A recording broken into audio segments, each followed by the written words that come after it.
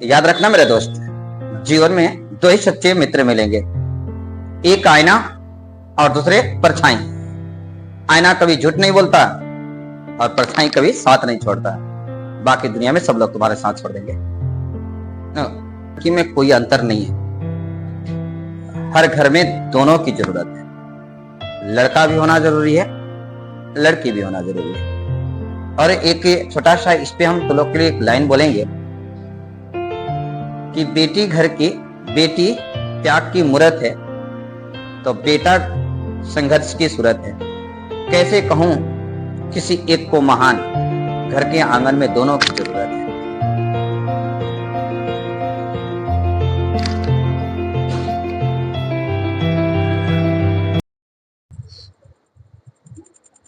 Hello बच्चों, good morning all of you.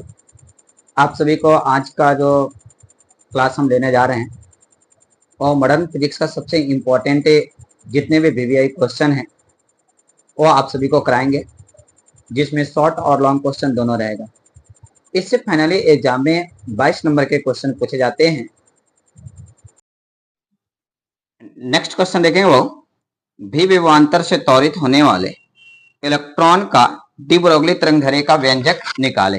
तो आइए सबसे पहले हम इसका इंट्रोडक्शन यानी डिफिनीशन जानते हैं। देखेंगे वो नीचे के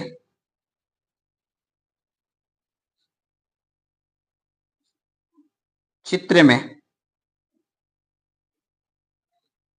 एक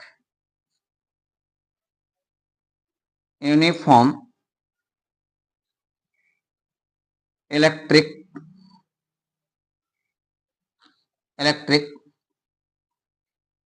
फील्ड दिखलाया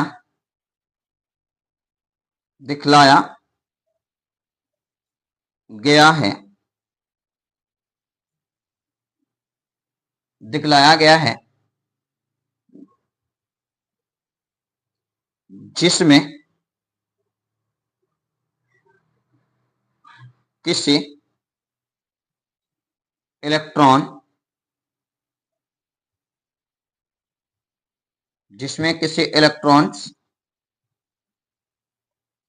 को बिंदु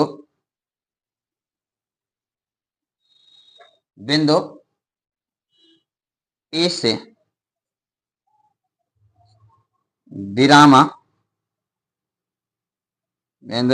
विरामा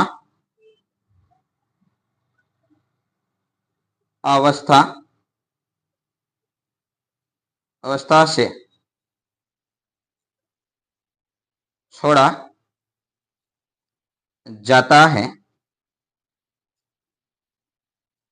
विरामावस्था से छोड़ा जाता है, अतः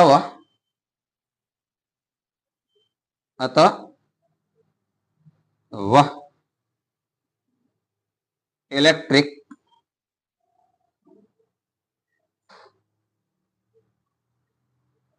फील्ड के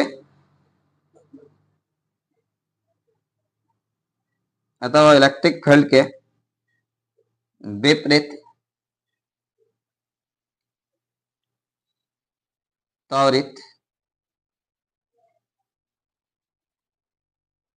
त्वरित होगा और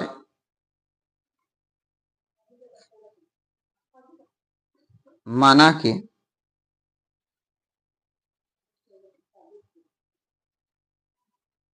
बिंदु बी पर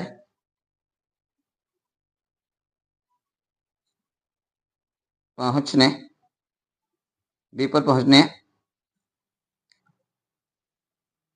पर अंतिम वेग भी हो जाता है। आइए पहले यूनिफॉर्म इलेक्ट्रिक फील्ड देखा जाए। तो नीचे के चित्र में एक यूनिफॉर्म इलेक्ट्रिक फील्ड दिखलाया गया है।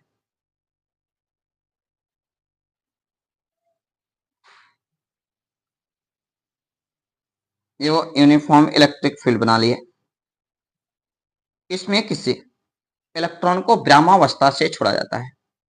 तो इसे छोड़ेंगे, यहां से वो देखेंगे, यहां से छोड़ेंगे तो ये आकर बिंदु ए पर, इन्हें यहां पे ए गिरता है और ए बिंदु को मानेंगे ए। ये विपरीत दिशा में त्वरित होगा, यानी इलेक्ट्रॉन धारा के विपरीत इधर, और बिंदु बी पर आ जाता है। अब देखिए इसका इनिशियल वेलोसिटी गिरेगा, विरामावस्था में रहेगा 0, और फाइनल वेलोसिटी v बराबर क्या हो जाएगा v। क्लियर है फिगर से? यानी वो आप कह सकते हैं अंतिम वेग है, फाइनल वेलोसिटी, और ये क्या हो जाएगा इनिशियल वेलोसिटी, इलेक्ट्रॉन्स का वेग। इलेक्ट्रिक फील्ड इंटेंसिटी को मान, इलेक्ट्रिक फील्ड इंटेंसिटी यानी इलेक्ट्रिक फील्ड E। अब चलो, आपको हम वर्क एनर्जी थ्योरम पढ़ाए थे, याद कीजिए। फ्रॉम, चलेंगे फिगर से देखकर, फ्रॉम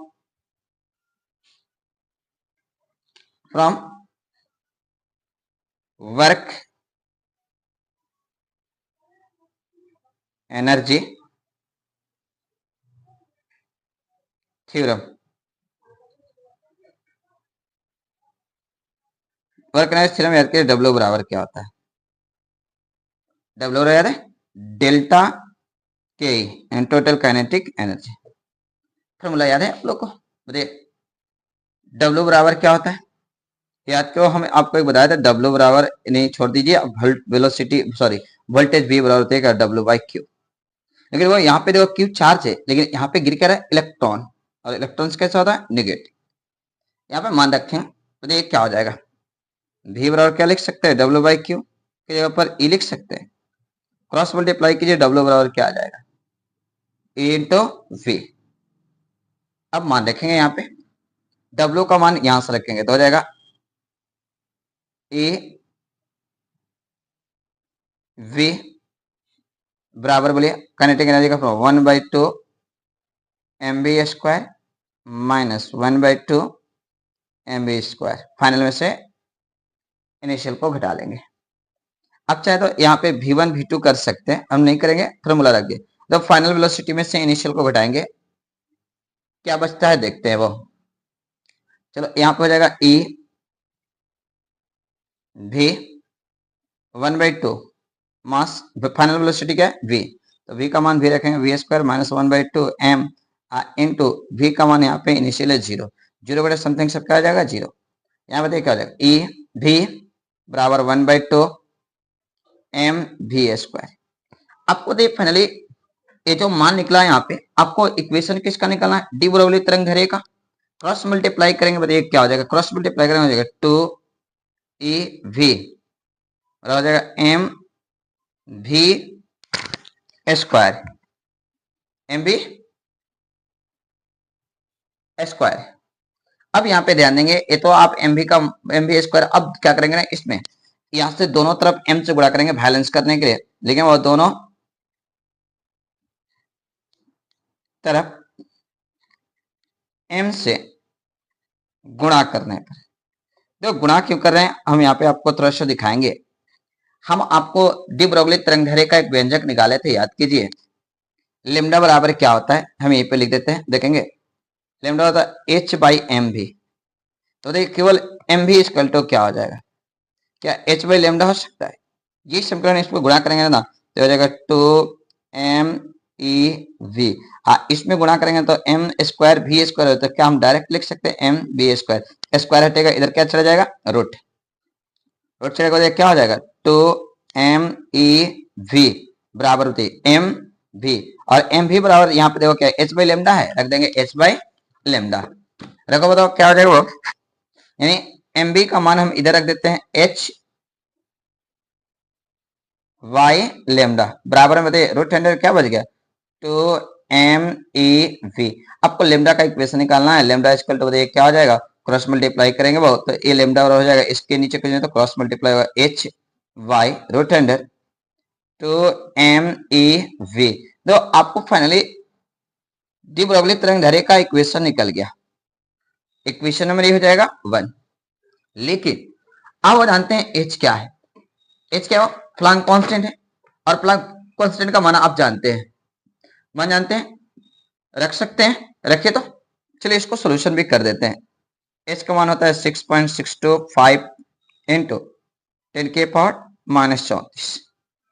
नीचे बोल देखो एम मास ऑफ इलेक्ट्रॉन है, और एक मास ऑफ इलेक्ट्रॉन का मान जानते हैं, मास कितना 2 है तो 2 रहेगा 9.11 इंटू 10⁻, कितना -31।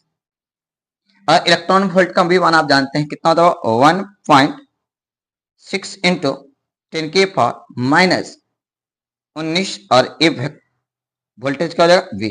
अब इन सबका सोल्यूशन करेंगे, इन सबका सोल्यूशन करेंगे तो सोल्यूशन करने में वक्त लगता है, प्रैक्टिकली करके देखा गया है कि इसका मान कितना होता है वो, तो ए फाइनली होता है रूट अंडर 150/v, और ये हो जाएगा आपका डी ब्रोगली तरंगधैर्घ्य का सेकंड इक्वेशन।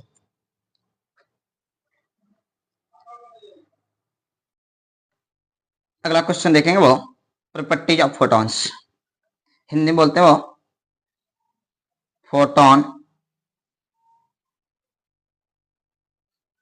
के गुण। फाइनली एग्जाम में ये 2 नंबर का क्वेश्चन पूछे जाते हैं, तो अगर आपसे कोई पूछेगा फोटॉन्स के गुण क्या है, तो आप देखिए फोटॉन्स के निम्न गुण होते हैं, और पहला 1 नंबर इसका प्रॉपर्टी देखेंगे, वो पहला गुण होता है फोटॉन्स, फोटोन उदासीन न्यूट्रल, उदासीन होता है। देखो इसका पहला प्रॉपर्टी मिल गया, वो फोटोन कैसा होता है, उदासीन होता है। प्रॉपर्टी नंबर 2 देखेंगे, फोटोन प्रकाश के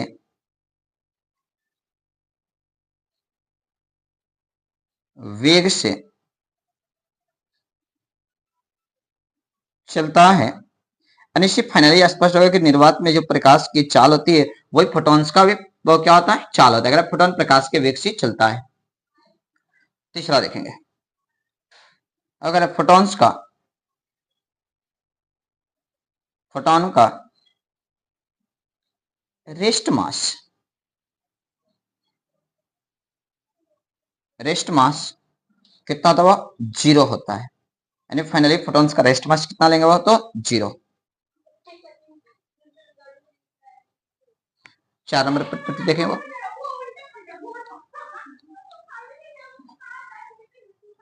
फोटोन परावर्तन यानी रिफ्लेक्शन, फोटोन रिफ्लेक्शन हिंदी में लिखना होगा तो परावर्तन, प्रवर्तन अपवर्तन, रिफ्रैक्शन इंटरफेरेंस हिंदी में लिखते हैं व्यक्तीकरण, व्यक्तीकरण विवर्तन पोलराइजेशन बोलते हैं, ध्रुवण डिफ्रैक्शन पोलराइजेशन के सभी घटनाओं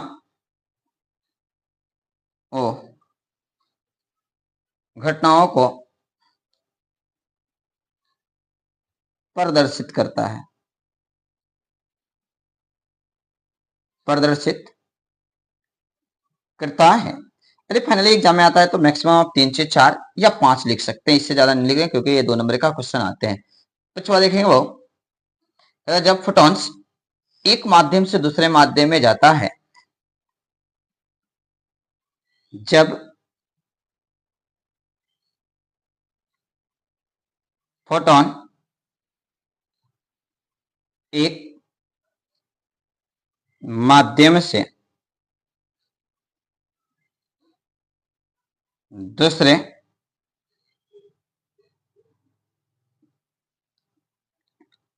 माध्यम में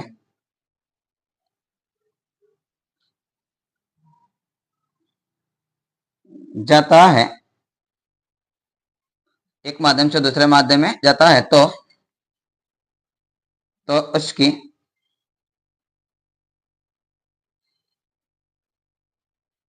आवृत्ति,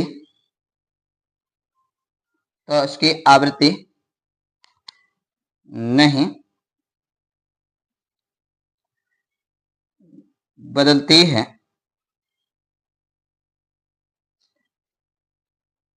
परंतु परंतु इसका वेवलेंथ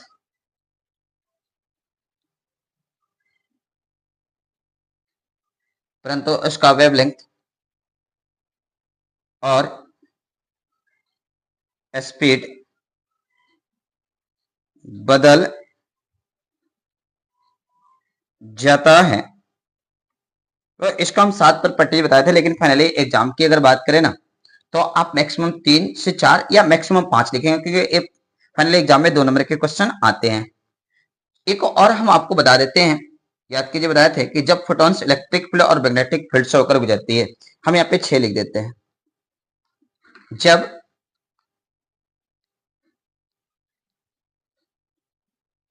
फोटोन इलेक्ट्रिक फील्ड और मैग्नेटिक फील्ड से होकर गुजरती है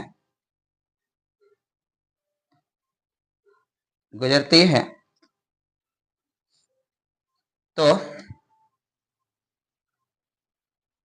तो उसमें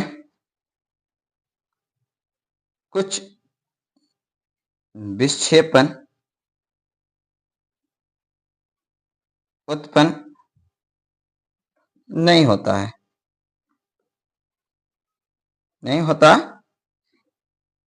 है, जिससे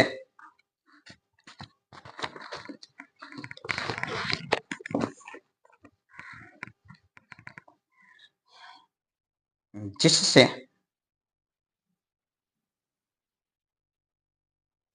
यह साबित होता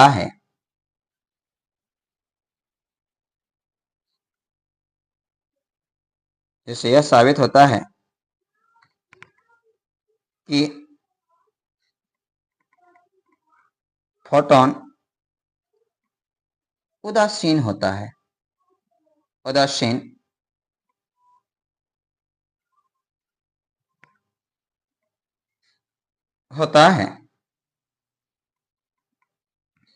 ठीक है। ये आपका फोटॉन्स का प्रॉपर्टी था। अगला देखेंगे वो हम लोग मेटर वेव, यानी मेटर वेव का दूसरा नाम होता है डी ब्रॉगली वेव किसे कहते हैं। चलिए नेक्स्ट क्वेश्चन देखते हैं। अगला मेटर वेव, ये भी बहुत बार एग्जाम में पूछा हुआ क्वेश्चन है वो, या इसी का दूसरा नाम होता है डी ब्रॉगली वेव। हिंदी में बोलते हैं वो द्रव्य तरंग या डी ब्रॉगली तरंग दैर्घ्य। आइए इसका डेफिनेशन देखते हैं। हम जानते हैं कि प्रत्येक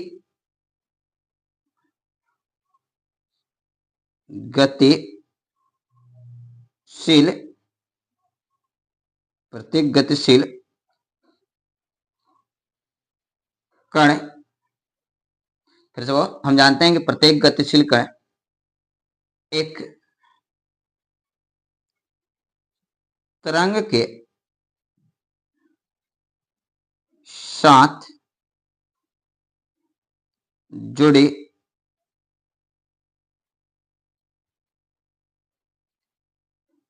होती है, जिसे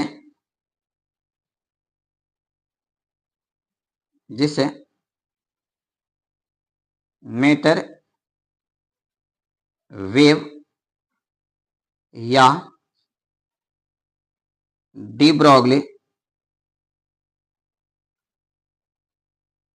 वेव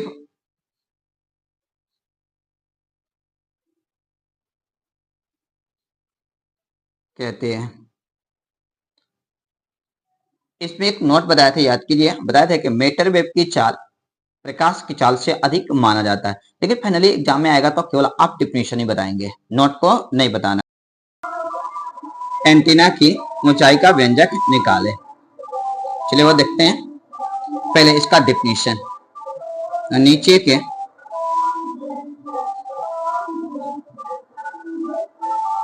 चित्र में एक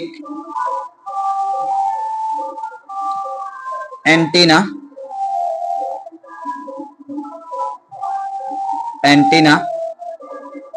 दिखलाया गया है, जिसकी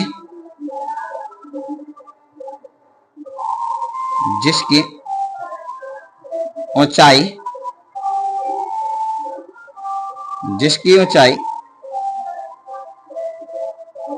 h है। फिगर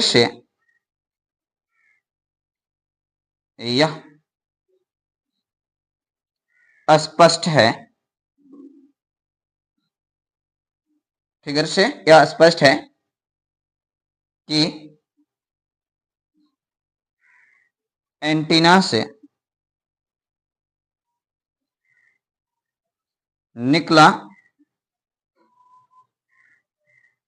निकला हुआ सिग्नल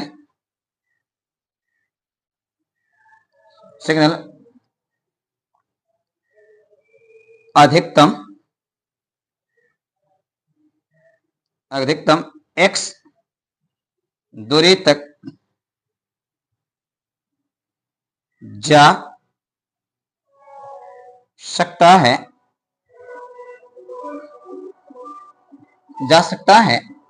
आइए वो सबसे पहले हम इसका फिगर देखते हैं। देखें वो नीचे के चित्र में अर्थ यानी पृथ्वी दिखलाया गया है, जिसकी त्रिज्या r है।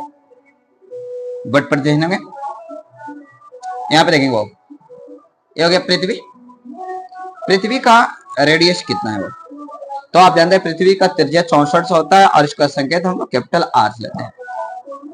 अगर पृथ्वी के ऊपर एक एंटीना लगा है, ये हो गया वो एंटीना।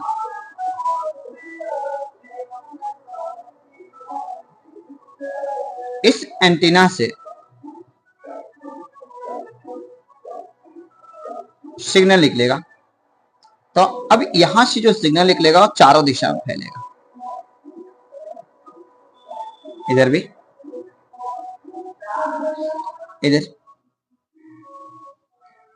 एंटीना से निकला हुआ फ्रीक्वेंसी, यानी इसको सिग्नल मानते हैं। तो यहां से निकलते हुए ये आया पृथ्वी की सतह पर,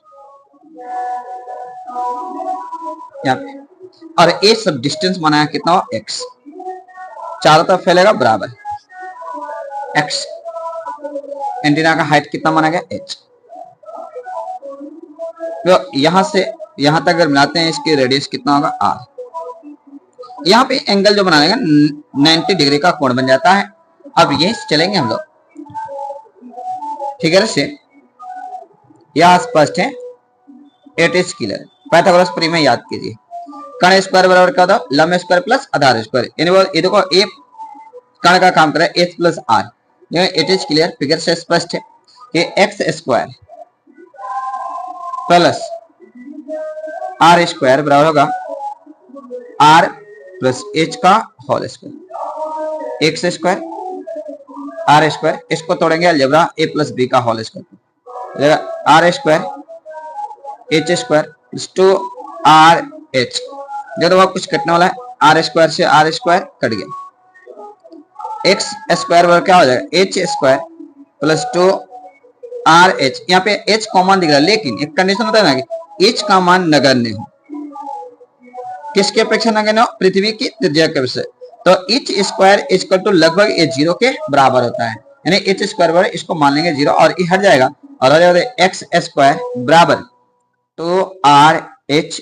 वो आपको करें एंटीना की ऊंचाई का व्यंजक यानी इसी एच का व्यंजक निकाला तो एक्स बराबर बताइए क्या हो जाएगा? X square by 2 R, H बराबर एक्स स्क्वायर बाई 2 आर और ये हो जाएगा आपका फॉर्मूला प्रूव्ड, जहां एक्स क्या है? सिग्नल से निकला हुआ फ्रीक्वेंसी,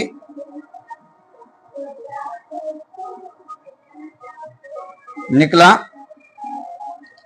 हुआ फ्रीक्वेंसी, आर क्या? वो पृथ्वी की त्रिज्या है।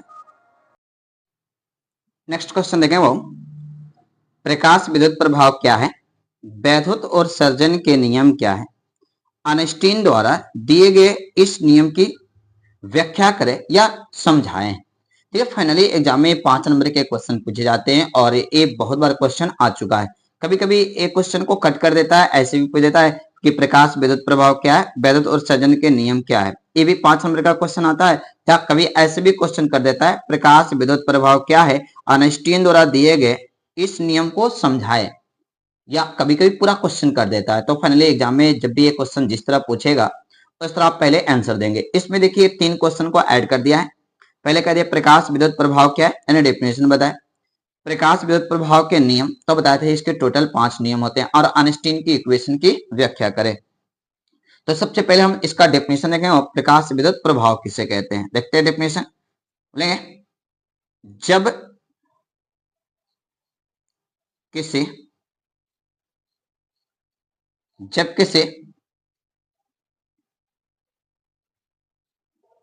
धातु के सतह पर, जब किसी धातु की सतह पर एक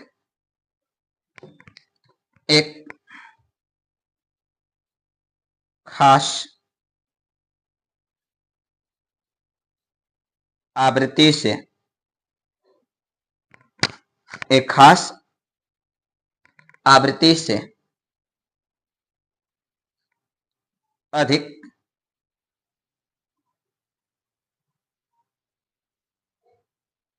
आवृत्ति वाला प्रकाश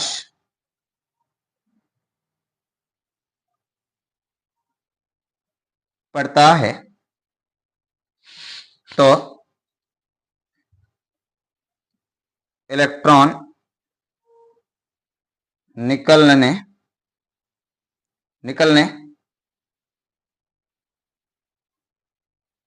लगता है, तो इलेक्ट्रॉन निकलने लगता है तो इसी घटना को ही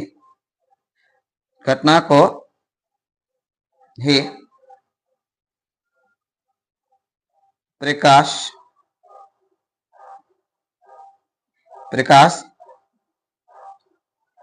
विद्युत प्रभाव कहते हैं। ये तो इसका हो गया डिफिनेशन। बात करें प्रकाश विद्युत प्रभाव के नियम, तो आंसर अगेन करके देना है। प्रकाश विद्युत प्रभाव के निम्न 5 नियम हैं। आइए एक एक नियम की व्याख्या करेंगे कि 5 नियम कौन कौन से होते हैं। तो याद करो, हम आपको पहला नियम बताए थे प्रकाश विद्युत प्रभाव के क्या नियम होते हैं, तो लिखते हैं यहाँ पे, देखेंगे। पहला है किसी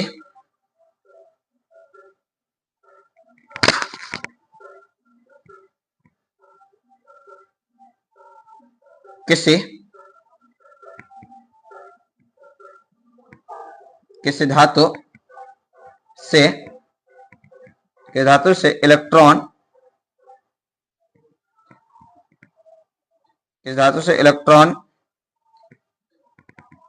की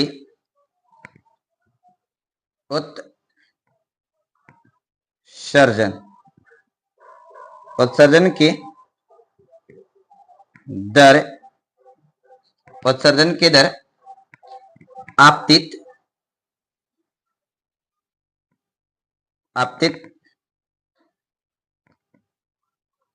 प्रकाश के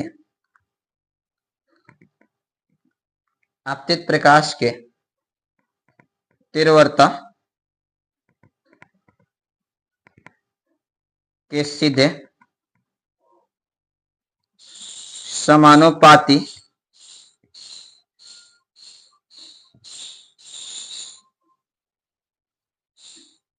होती है। ये वो इसका पहला रूल है। रूल नंबर 2 देखेंगे।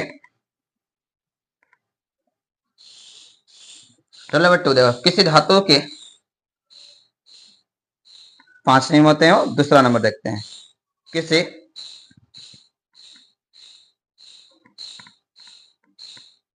धातु के सतह से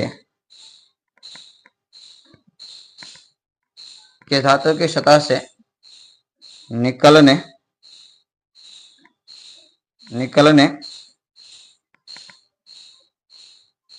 वाली धातु की सतह से निकलने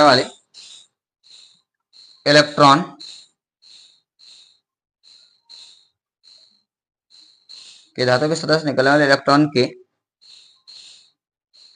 मैक्सिमम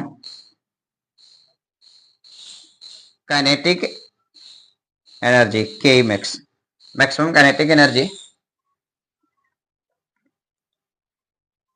आपतित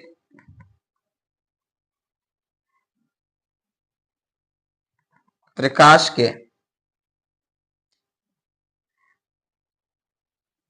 फ्रीक्वेंसी के सीधे समानुपाती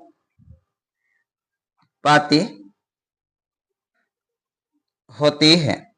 तो ये स्पष्ट कर दिया कि मैक्सिमम काइनेटिक एनर्जी के मैक्स जो होता है वो और म्यू के सीधे क्या होता है, समानुपाती होती है। यानी फ्रीक्वेंसी अधिक तो काइनेटिक एनर्जी भी क्या होता है, अधिक, और फ्रीक्वेंसी कम तो के मैक्स का मान भी क्या हो जाएगा, कम। रूल नंबर 2 हो गया। रूल नंबर 3 देखेंगे। रूल नंबर 3 वो इसके ठीक अपोजिट होता है। किस धातु की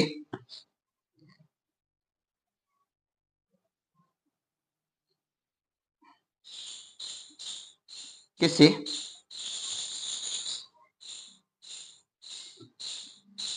धातु के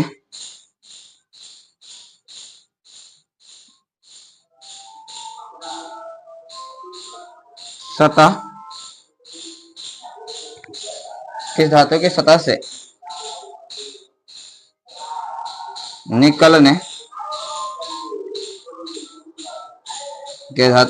निकलने वाले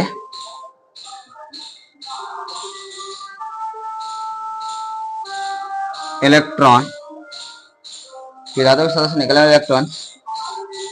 की मैक्सिमम काइनेटिक एनर्जी, तो इसको शॉर्ट में लिखा जाता है के मैक्स। मैक्सिमम काइनेटिक एनर्जी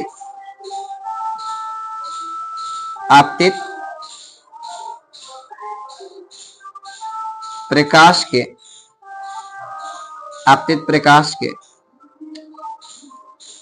तीव्रता पर निर्भर नहीं करती है। ये स्पष्ट कर दिया कि मैक्सिमम काइनेटिक एनर्जी जो होता है उसके इंटेंसिटी पे डिपेंड नहीं करती है। नेक्स्ट भाव देखेंगे। Roll number 4। रोल नंबर 4 है कि धातु के सतह पर किसी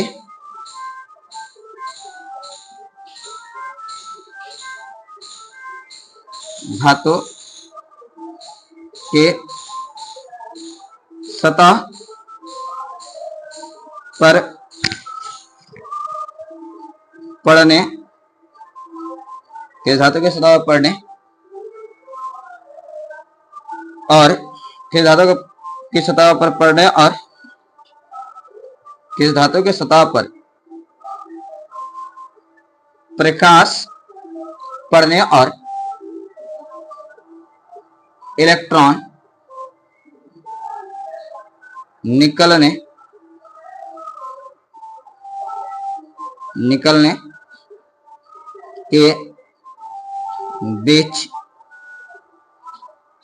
के बीच का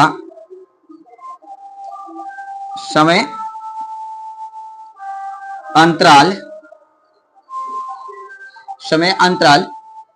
10 की पावर -8 सेकेंड या 10 की पावर 9 सेकेंड होता है। अपन मान लगा सकते हैं बहुत कितना कम होता है, 10 की पावर -8 या 10 की पावर -9। यानी स्पष्ट कह सकते हैं कि धातु की सतह पर प्रकाश डालने से इलेक्ट्रॉन तत्काल निकल जाते हैं।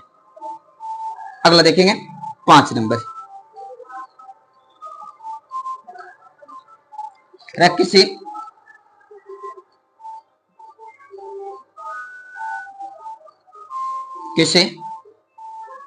धातु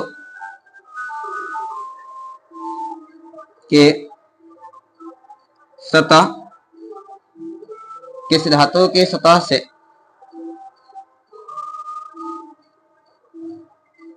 इलेक्ट्रॉन निकालने के लिए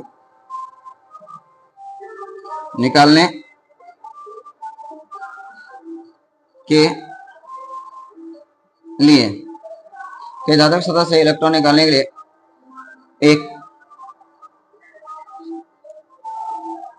खास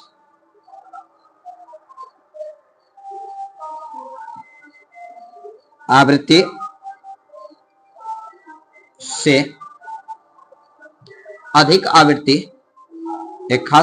से अधिक आवृत्ति होना चाहिए इसे ही देहली आवृत्ति कहते हैं। फाइनली एग्जाम आपको याद करो, हम एक क्वेश्चन भी देते हैं, देहली आवृत्ति को परिभाषित करें। सेम वही डिफिनेशन वो एक प्रकाश विद्युत प्रवाह के एक नियम बन जाते हैं। जो इतने आपको कभी कभी एग्जाम में पूछ देता है 5 नंबर के लिए, या कभी कभी आइंस्टीन का इक्वेशन भी ऐड कर देता है। तो ये अगला देखते हैं आइंस्टीन का इक्वेशन। वो इसमें कभी कभी क्वेश्चन का ऐड कर देता है, लॉन्ग बहुत क्वेश्चन हो जाता है, लेकिन इस पर जहां तक उम्मीद है ना, या तो पूछेगा प्रकाश विद्युत प्रभाव किसे कहते हैं, फोटो इलेक्ट्रिक इक्वेशन, यानी आइंस्टीन का प्रकाश विद्युत प्रभाव के समीकरण की व्याख्या करे। नियम पूछेगा तो आइंस्टीन का इक्वेशन है, और इक्वेशन पूछेगा तो इसके नियम नहीं, दोनों में से कोई एक ऐड करेगा। बट हम टोटल बता ही देते हैं आप लोग को। देखेंगे आइंस्टीन फोटो इलेक्ट्रिक इक्वेशन।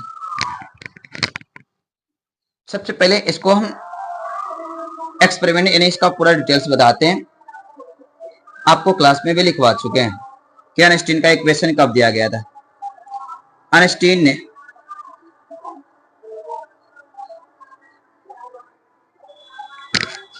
सन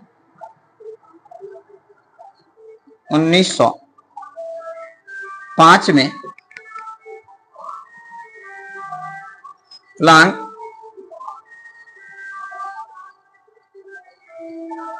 क्वांटम सिद्धांत के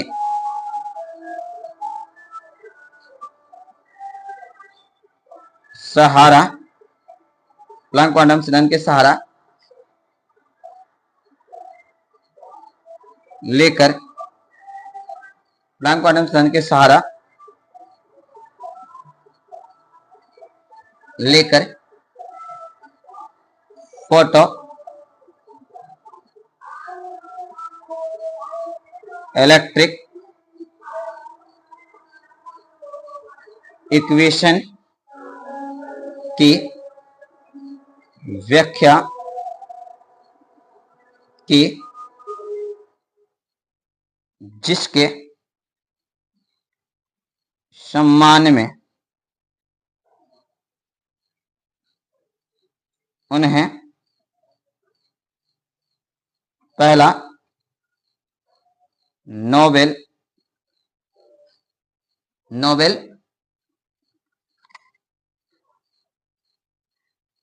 प्राइज सन 1921 ईस्वी में मिला।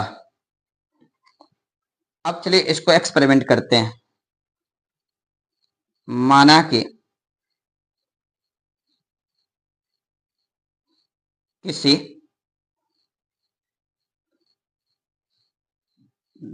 धातु के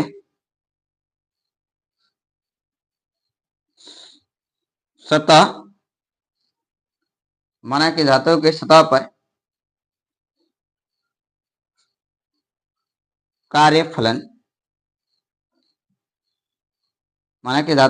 पर कार्यफलन फाई या फाई नॉट है, कार्यफलन फाई नॉट, तथा देहली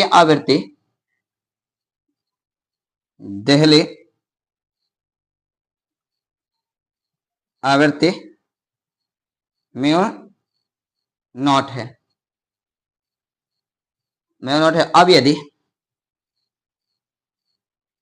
अब यदि धातु के सतह पर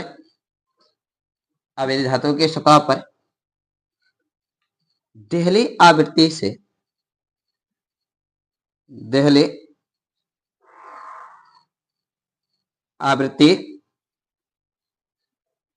से अधिक आवृत्ति वाला प्रकाश पड़ता है। अब यदि धातु की सतह पर देहली आवृत्ति से अधिक आवृत्ति वाला प्रकाश पड़ता है तो कुछ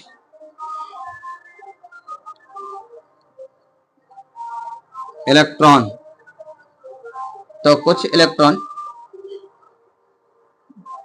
धातु के सतह से बाहर निकल जाता है और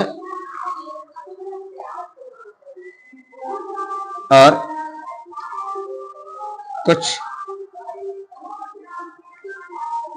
इलेक्ट्रॉन गतिज ऊर्जा में गति करेंगे,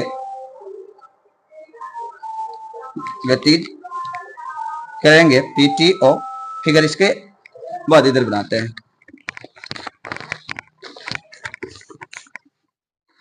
ये वो इसका अब फिगर बनाकर इसके इक्वेशन को साबित कर देना है।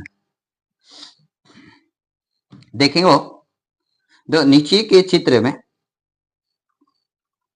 एक धातु का सरफेस दिखलाया गया है जिसमें फ्री इलेक्ट्रॉन्स की संख्या n है और फ्री इलेक्ट्रॉन्स की संख्या कितना है n। अब इस पर वो को एक हाई फ्रीक्वेंसी वाले यानी देहली आवृत्ति खास आवृत्ति से अधिक आवृत्ति वाले प्रकाश पड़ता है। तो जब इस पे पड़ेगा वो तो कुछ इलेक्ट्रॉन धातु की सतह से निकलकर बाहर जाएंगे, यानी ये बाहर जाएंगे तो रुकेंगे तो फाइनल वेलोसिटी क्या हो जाएगा, जीरो। अगर कुछ गतिज ऊर्जा में गति करेंगे, जैसे अब एक और प्रकाश यहाँ पे डाल देते हैं। अगर यहाँ पे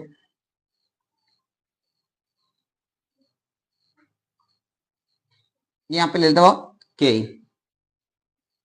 kinetic energy half M V square. अब ये देहली आवृत्ति वाले प्रकाश है एच में। तो यहाँ पे कार्य कितना किया, 5 नॉट। यहाँ पे भी आया इलेक्ट्रॉन कार्य कितना किया, 5 नॉट। आपको हम फाइनली एग्जाम में ना बोले हैं 5 नंबर का क्वेश्चन पूछेगा। अच्छा बताइए एक चीज क्वेश्चन करते हैं, ऊर्जा संरक्षण का सिद्धांत हम आपको पढ़ाए थे, वर्क एनर्जी थ्योरम से चलेंगे, ऊर्जा संरक्षण सिद्धांत से। ऊर्जा संरक्षण सिद्धांत आपको याद है, लेते हो देख वर्क एच म्यू बराबर क्या होगा इक्वेशन, तो यहाँ पे देखो 5 नॉट प्लस कितना कार्य किया होता है, half M V square. Clear है। अच्छा एक देहली आवृत्ति का इक्वेशन बताए थे साबित करके, यहाँ पे फिर से दिखाते हैं। For threshold frequency, threshold frequency यानी बोलेंगे देहली आवृत्ति। यहां से बहुत देखो तो अगर लेते हैं तो ये तो देहली आवृत्ति हाई फ्रीक्वेंसी वाली प्रकाश पड़ाता हो जाएगा एच म्यू नॉट बराबर कार्य कितना, 5 नॉट। काइनेटिक एनर्जी कितना था, के हाफ एम बी स्क्वायर, लेकिन फाइनल वेलोसिटी क्या है, जीरो। Final velocity zero. यहाँ पर रखेंगे वो देखिए क्या हो जाएगा, एच म्यू नॉट बराबर 5 naught plus 1/2 M V square है, जीरो का स्क्वायर, जीरो बना समथिंग सब क्या हो जाएगा, जीरो। 5 नॉट बराबर एच म्यू नॉट। तो आपको एच म्यू नॉट का मान निकालना है या 5 नॉट। यहाँ पर एच म्यू नॉट का मान निकल गया। अगर एच म्यू नॉट का मान जो है ना उसको समीकरण 1 में रखो। अगर हम चाहते हैं इसको इक्वेशन 1 मान लेंगे, ये हो जाएगा इक्वेशन 2। 1 में रखेंगे 5 नॉट का मान, समीकरण 1 में किसका मान रखना, 5 नॉट का मान। एच म्यू बराबर यहाँ पे आएगा, समीकरण 1 में रखेंगे एच म्यू बराबर 5 नॉट। 5 नॉट का मान हो जाएगा H mu naught plus half M V square. ये देखो प्लस में उधर जाएगा तो माइनस में क्या हो जाएगा, एच म्यू बराबर में इधर जाएगा तो किस में जाएगा, माइनस में। यहाँ पे चिन्ह किसका हो जाएगा, माइनस। जानेंगे ए बराबर का चिन्ह माइनस है। एच म्यू नॉट बराबर 1/2 एम वी स्क्वायर। क्लियर है। अरे आप तो सारे जो देख रहे हैं ना मैक्सिमम काइनेटिक एनर्जी लेंगे यहाँ पे, तो यहाँ पे मैक्स कर देंगे तो और बेटर रहेगा। ये सब क्या हो जाएगा, मैक्स, मैक्सिमम है। यहाँ पे देखिए मैक्स जाने एक कॉमन कुछ दिख रहा है, एच कॉमन दिख रहा है, एच कॉमन ले लेंगे, बताइए क्या हो जाएगा। एच कॉमन लेने के बाद आपको एक फॉर्मूला बनाता है, म्यू माइनस म्यू नॉट बराबर half M V square max. ये देखो इसका आइंस्टीन का पहला इक्वेशन निकल गया। लेकिन एक चीज याद रखेंगे, आप लोग को हम बताए थे कि म्यू बराबर क्या होता है, याद है। म्यू बराबर कोई बताएगा नहीं, चलो हम बताते हैं। म्यू बराबर होता है सी बाई लेमडा, यानी सी बराबर म्यू इंटू लेमडा और क्रॉस मल्टीप्लाई करेंगे तो म्यू का मान यहाँ पे पुट करेंगे तो बताइए क्या हो जाएगा, एच और म्यू का मान रखेंगे सी बाई लेमडा और यहाँ पे हो जाएगा सी बाई लेमडा नॉट बराबर 1/2 एम वी स्क्वायर मैक्स। वो यहाँ से सी कॉमन, एच और सी दोनों कांस्टेंट हो जाएगा, 1 लेमडा माइनस 1 लेमडा नॉट बराबर में half M V square max. Clear है। और ये हो जाएगा समीकरण नंबर बी। और समीकरण 1 और 2 ही आइंस्टीन का इक्वेशन है, नहीं लिख देंगे वो कि समीकरण एक ए और बी ही आइंस्टीन का इक्वेशन है और ये हो गया आपका फाइनली प्रूव्ड। नेक्स्ट क्वेश्चन है भाऊ, नैंड गेट और नॉर गेट की सत्यता सारणी बनाएं। तो सबसे पहले आपको इसका डेफिनेशन याद होना चाहिए कि नैंड गेट कहते किसे। हम दोनों डेफिनेशन को एक बार रिपीट करते हैं, तब इसका ट्रुथ टेबल बनाएंगे। बताते वो कि नॉट गेट तथा एंड गेट से मिलकर बने लॉजिक गेट को नैंड गेट कहते हैं। या एक और डेफिनेशन बताए थे कि वह लॉजिक गेट जिसमें दो इनपुट नहीं होता है अथवा एक इनपुट होता है तभी आउटपुट की प्राप्ति होती है, तो इस प्रकार के लॉजिक गेट को नैंड गेट कहते हैं। यानी वो आपको पहले स्पष्ट होना चाहिए फर्स्ट डेफिनेशन से कि नॉट गेट और एंड गेट। तो पहले आप एंड गेट का ट्रुथ टेबल बनाएंगे और एंड से क्या बना लेंगे, नॉट। आइए हम लोग देखते हैं इसका बुलियन एक्सप्रेशन। यदि आपको याद रहता है तो भी आसान हो जाएगा, जबकि इसमें नहीं बोला है बुलियन एक्सप्रेशन लिखने के लिए। हम लिख देते हैं बुलियन एक्सप्रेशन। किसके लिए बहुत, तो ये बुलियन एक्सप्रेशन जो है ना आपको हम नैंड के लिए बताते हैं। ऐसे क्वेश्चन में नहीं बोला है, लेकिन ये लिख लेंगे तो आपको हेल्प मिलेगा। ए डॉट बी पर बार। चलो इसका ट्रुथ टेबल बनाते हैं। पहले क्वेश्चन क्या है, ट्रुथ टेबल ही बनाने के लिए सत्यता सारणी।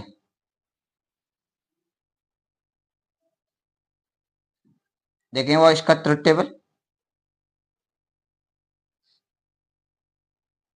इनपुट और ये एंड गेट के लिए आउटपुट, और फाइनली आपको नैंड गेट के लिए चाहिए तो नैंड गेट के लिए आउटपुट बना लेंगे। क्वेश्चन पे ध्यान देंगे, ये हो जाएगा इनपुट। हम चाहते हो डायरेक्ट आउटपुट भी निकाल सकते हैं सेकंड डेफिनेशन से। इसमें इनपुट में दो लेते हैं, ए और बी। एंड गेट का आउटपुट आप लोग जानते हैं ए डॉट बी, और एंड से क्या बनाना है वो, नैंड। तो ए डॉट बी पर बार। एंड का मतलब होता है और का मतलब होता है यदि दोनों यस रहेगा तो ही एस की प्राप्ति होगी, अन्यथा एस की प्राप्ति नहीं होगी। तो बताएंगे नो नो नो। तो याद करो नॉट का मतलब था अपोजिट, तो एंड से नॉट बनाएंगे तो इधर नो रहेगा तो इधर क्या मिलेगा, यस। तो यहाँ पे नो है तो यहाँ पे क्या मिलेगा, यस। यहाँ पे यस नो नो, यहाँ पे क्या मिलेगा, यस। नो यस नो, और यहाँ पे क्या मिलेगा, यस। और यस यस, यहाँ पे भी क्या हो जाएगा, यस। जब ये दोनों यस यस तो ये हो जाएगा यस, तो जब इधर यस तो इधर क्या हो जाएगा, नो। ये आपको पहला नैंड गेट के लिए हो गया। अब कह रहे ना नॉर गेट के लिए बनाए। आइए नॉर गेट का भी देख लेते हैं। नॉर गेट, इसका जो बुलियन एक्सप्रेशन पहले लिख लो। बुलियन एक्सप्रेशन ऐसे क्वेश्चन में नहीं पूछा है, लेकिन बुलियन एक्सप्रेशन नॉर के लिए बताएंगे क्या होता है। नॉर का होता है वाई, वाई बराबर इधर लिख देते हैं ए प्लस बी पर क्या होता है, बार। नॉर का मतलब होता और नॉट गेट से मिलकर बना लॉजिक गेट होता है। तो डिफिनेशन पहले इसका भी सुनेंगे यहीं से कि और गेट एंड नॉट गेट, या नॉट गेट तथा और गेट से मिलकर बने लॉजिक गेट को नॉर गेट कहते हैं। या इसका डिफिनेशन और बता देते हैं कि वह लॉजिक गेट जिसमें दो इनपुट में कोई एक इनपुट या दोनों इनपुट रहता है तो आउटपुट की प्राप्ति नहीं होती है, तो इस प्रकार के लॉजिक गेट को ही नॉर गेट कहते हैं। आइए इसका हम लोग देखते हैं पहले truth table. Truth table, truth table देखेंगे वो यहाँ पे। इसमें भी सेम कंडीशन ऐसे बना लेते हैं। पहले और बना लेंगे, और से क्या बनाएंगे, नॉट। इधर ले लेंगे वो इनपुट, ये हो जाएगा इनपुट, ये हो जाएगा और गेट के लिए आउटपुट। यहाँ पे नहीं, डायरेक्ट यहाँ पे लिखते हैं आउटपुट किसके लिए, नॉर के लिए। इसको दो भागों में बांट देंगे, ए बी, और के लिए हो जाएगा ए प्लस बी। नॉर के लिए बताइए क्या हो जाएगा, वाई बराबर ए प्लस बी पर बार। एक ने 9 9 क्या मिलेगा 9। जब ए 9 तो ये क्या हो जाएगा यस। यहाँ पे बोलो यस 9। यहाँ का मतलब दोनों में से कोई एक, इधर यस है तो यहाँ पे हो जाएगा यस, और ये यस तो ये हो जाएगा 9 9 यस यस, ये यस तो ये हो जाएगा 9 यस यस यस, तो ये क्या हो जाएगा 9। ये आपको 2 नंबर का क्वेश्चन आता है। अगला क्वेश्चन देखेंगे वो एलईडी। एलईडी वो इसको एलईडी का डेफिनेशन आप लोग से बता दी चुके हैं कि फाइनली एग्जाम में ये 2 नंबर का क्वेश्चन ये भी आता है, और आपको क्लास में बताया था कि एलईडी का डेफिनेशन क्या होता है। सबसे तो पहले आप ये जानने का प्रयास करेंगे वो कि एलईडी का फुल फॉर्म क्या होता है। आइए जानते हैं एलईडी का फुल फॉर्म क्या होता है। एलईडी का एलईडी का full form light emitting diode होता है। एलईडी का फॉर्म लाइट emitting डायोड होता है। यह भी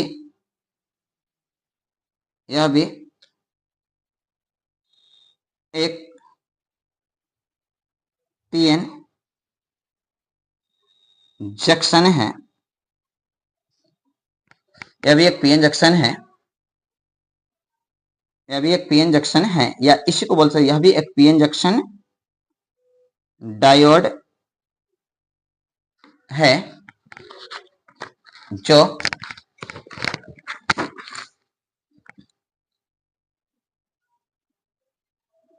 जो विद्युत धारा प्रवाहित करने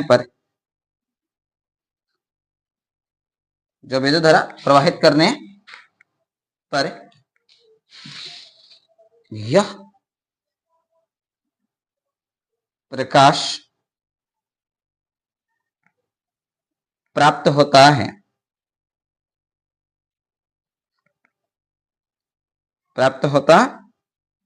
है। इसमें हमें एक नोट बनाया था वो कि यह प्रकाश, लिख देते हैं, ध्यान देंगे, यह प्रकाश बनावट के अनुसार किसी भी रंग का हो सकता है।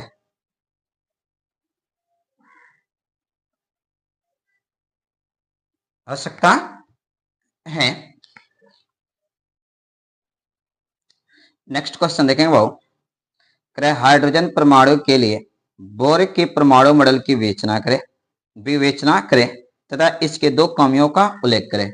आइए सबसे पहले हम बोर के परमाणु मॉडल्स का डेफिनेशन बताते हैं। ध्यान देंगे, प्लैंक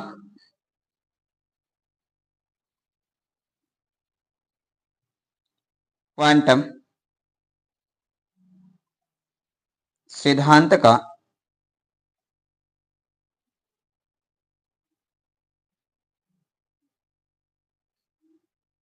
सहारा लेकर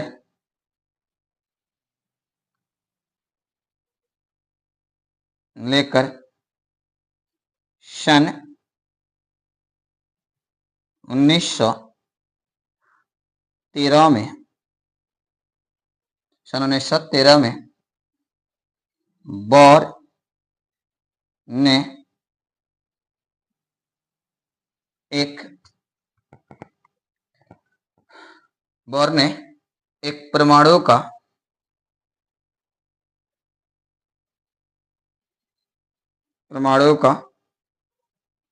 मॉडल दिया जिसे बोर मॉडल ऑफ एटम कहते हैं। इसकी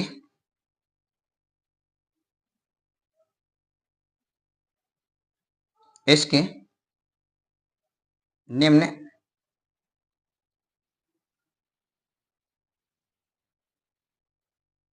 तीन मान्यताएं हैं। मान्यताएं हैं। चलिए पहला मान्यता देखते हैं। इसके पहला मान्यता क्या वो? पहला मान्यता आपको याद कीजिए, क्लास में बताए थे कि नाभिक के चारों ओर इलेक्ट्रॉन कुछ खास खास त्रिज्या में बिना ऊर्जा उत्सर्जित किए बिना लगातार गति करती है। आइए लिख देते हैं। पहला, नाभिक के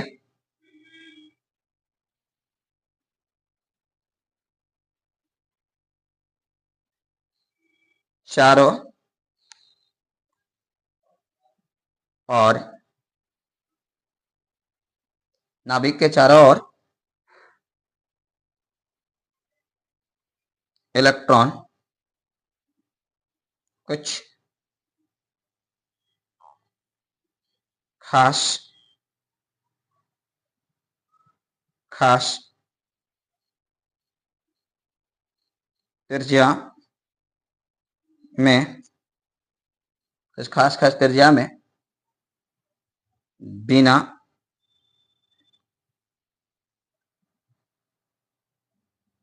ऊर्जा उत्सर्जित बिना ऊर्जा उत्सर्जित किए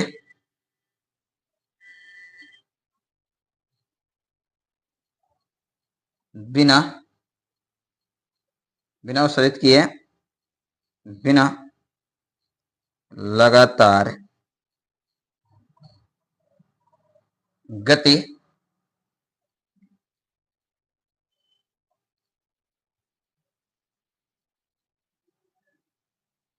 करती है, जिसे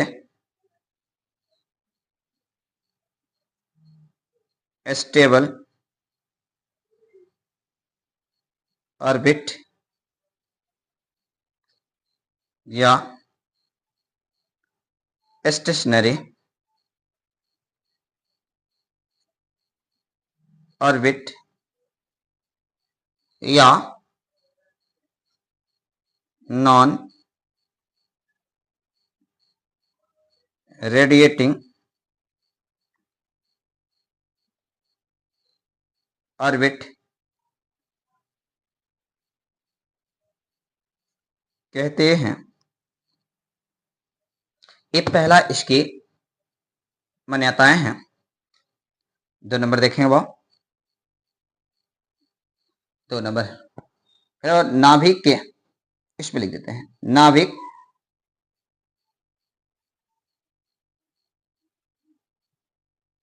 नाभिक के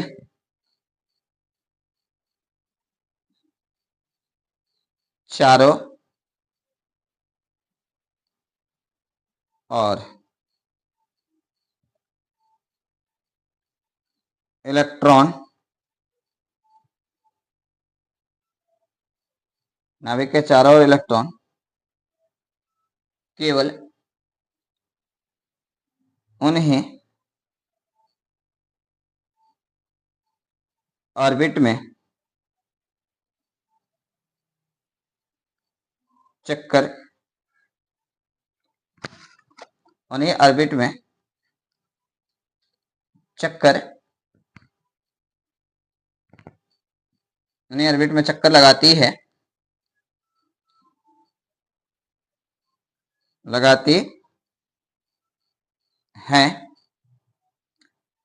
जिन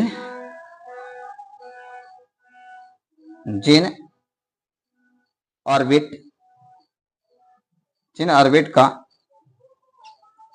कोणीय संवेग, कोणीय संवेग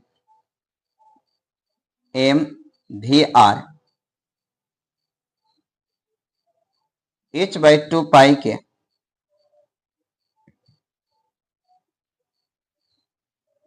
पूर्णांक गुणज हो, पूर्णांक गुणज हो। चलिए वो इसका फिगर बना देते हैं। देखो देखो नीचे के चित्र में एक एटम दिखलाया गया है जिसका रेडियस r, मास m और v वेग से गतिशील है। अब देखो यहां से स्पष्ट लिखेंगे, इट इज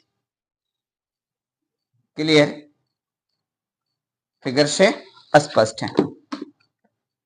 क्या स्पष्ट हो, क्या हो जाएगा, एम वी आर बराबर h/2 पाई, है ना, एम वी आर बराबर h/2 पाई। अब इसमें ऑर्बिटों की संख्या कितनी है, n, तो यहां पे हम लिख सकते हैं एम वी आर बराबर एन h/2 पाई।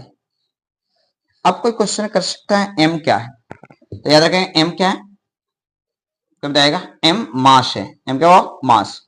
n क्या है, तो प्रिंसिपल क्वांटम नंबर यानी ऑर्बिट की संख्या, इसी को हम लोग बोलेंगे इट इज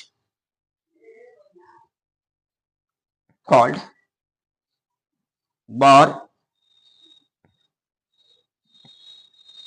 क्वांटम कंडीशन,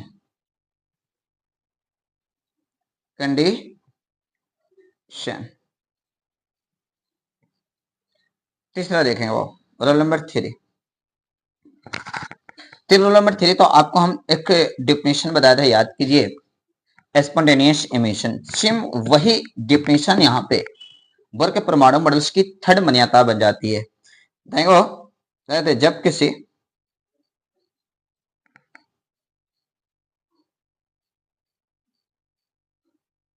जब किसी परमाणु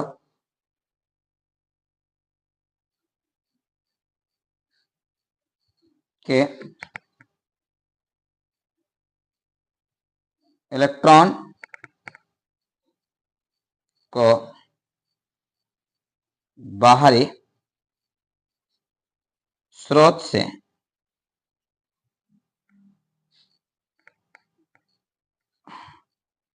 ऊर्जा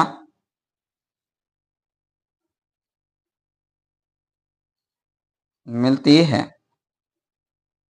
जब किसी इलेक्ट्रॉन को बाहरी स्रोत से ऊर्जा मिलती है तो वह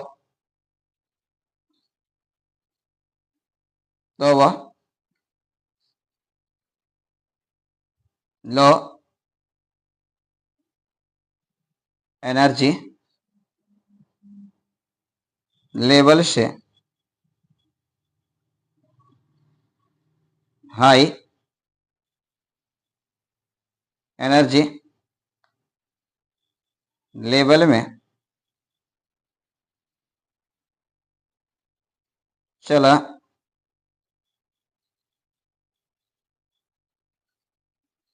जाता है और वहां जाकर 10 की पावर -8 सेकंड तक ठहरता रहता है और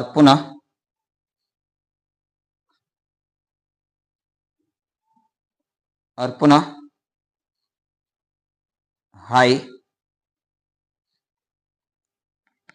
से लो लेवल में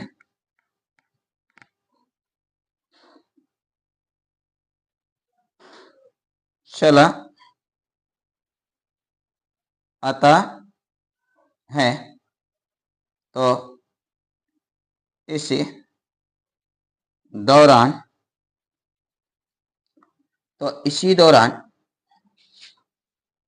इसी दौरान वह दोनों कक्षाओं, इंग्लिश बोलते हैं ऑर्बिट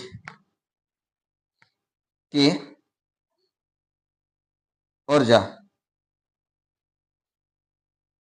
दोनों कक्षाओं के ऊर्जाओं की ऊर्जाओं के अंतर वाले एक फोटॉन्स छोड़ता है तो इसी प्रक्रिया को ही संक्रमण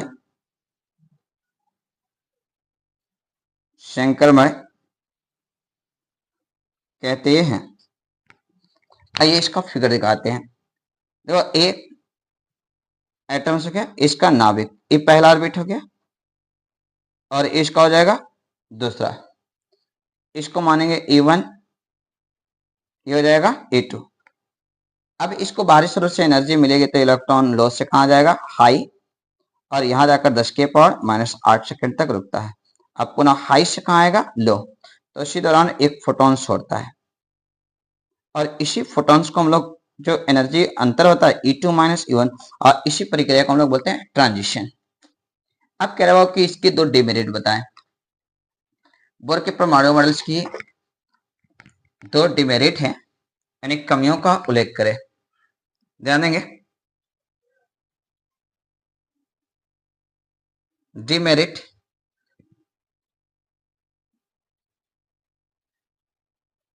ऑफ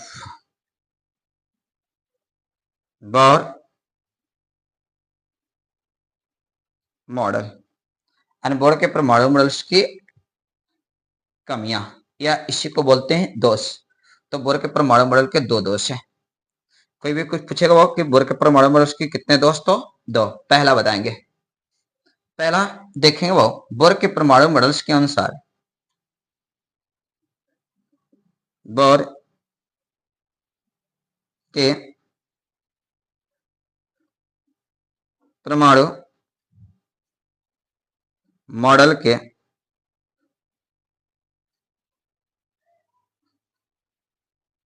अनुसार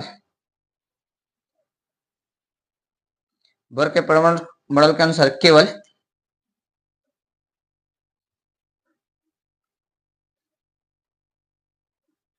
एक इलेक्ट्रॉन वाले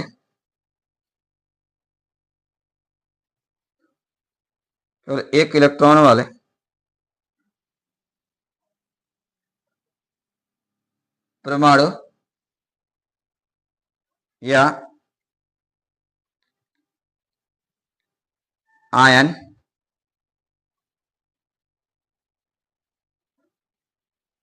एक परमाणु एक आयन के स्पेक्ट्रम की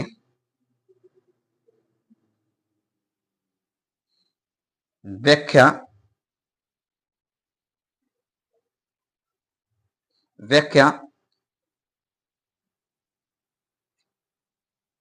करता है, स्पेक्ट्रम की व्याख्या करता है एक से यह एक से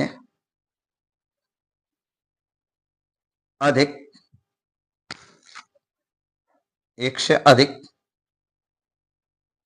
इलेक्ट्रॉन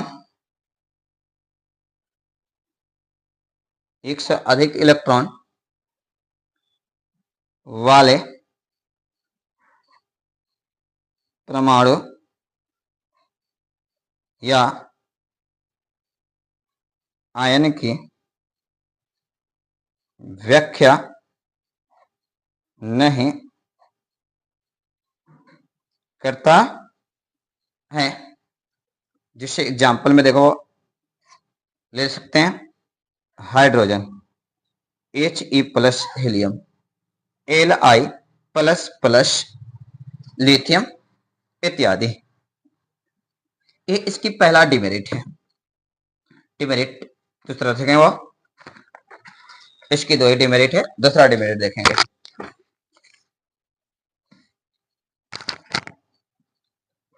डिमेरिट 2,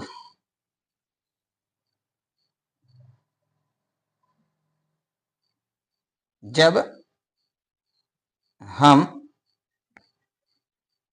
परमाणु के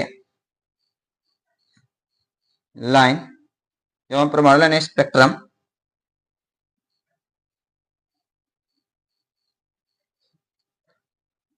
के किसी एक रेखा को देखते हैं, एक रेखा को देखते हैं, तो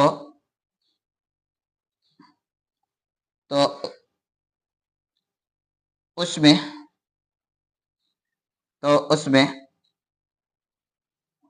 बहुत सारी धूमिल, तो उसमें बहुत सारी धूमिल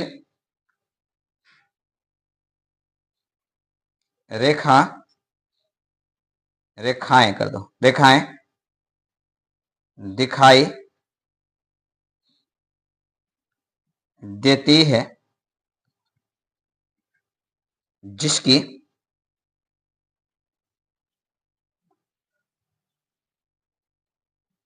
व्याख्या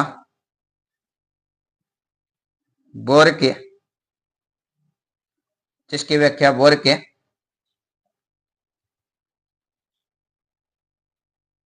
परमाणु मॉडल में नहीं कर पाता है। ये भी क्वेश्चन फाइनली एग्जाम में 5 नंबर के पूछे जाते हैं। आप लोग अच्छे से इसका प्रिपेयर कर लेंगे। अगर क्वेश्चन आता है तो आप इसको लिख कर आएंगे तो फाइनली एग्जाम में 5 नंबर आपको मिलेगा। प्यारे बच्चों, आप सभी को बता देना चाहता हूं कि ये जितने भी अभी वीडियो बना रहे हैं और यूट्यूब पर अपलोड कर रहे हैं, ये सभी क्वेश्चन मॉडर्न फिजिक्स का है। यदि आप अच्छे से तैयारी कर लेते हैं तो फाइनली एग्जाम में आपको 90 प्लस लाने से कोई नहीं रोक सकता है। यानी जितने वीडियो बना रहे हैं आप सभी इसको देखें और देखकर अपने कॉपी में इसको नोट करें और सबको याद कर लेना। यदि आप याद कर लेते हैं तो आपको एग्जाम में फाइनली 90 नंबर लाने से कोई नहीं रोक सकता है। यदि आपको वीडियो अच्छे लगे तो लाइक और सब्सक्राइब जरूर कर देना और अपने दोस्तों के पास शेयर भी कर देना है। रहे सलामत जिंदगी उनकी जो मेरी खुशियों की फरियाद करते हैं। रहे सलामत जिंदगी उनकी जो मेरी खुशियों की फरियाद करते हैं। एक खुदा उनकी जिंदगी में इतनी खुशियां भर दे जो ओपी सर के लिए अपना एक पल बर्बाद करते हैं। तो अब हम लोग देखेंगे यहां से कि वो रेक्टिफायर किसे कहते हैं, ध्यान देंगे। अगला टॉपिक है रेक्टिफायर यानी दृष्टिकारी। आइए देखते हैं रेक्टिफायर का डेफिनेशन। ध्यान देंगे, वह यंत्र जो एसी को डीसी में बदल देता है,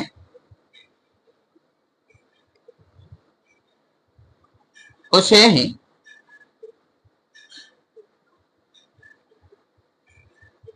रेक्टिफायर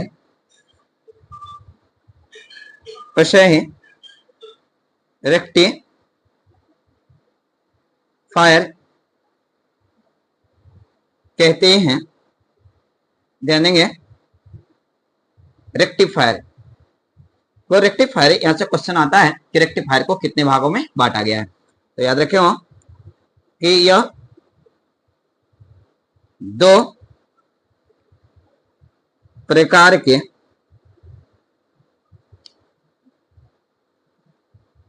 होते हैं, इनको याद रखेंगे। रेक्टिफायर के कितने भागों में बांटा गया? दो। पहला देखेंगे, पहला होता है half wave rectifier.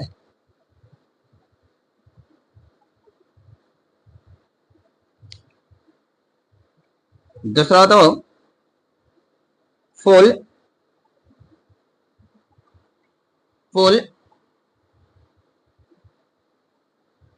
Wave rectifier,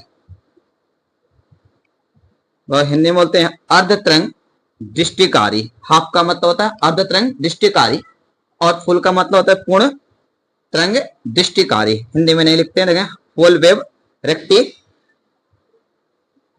rectifier.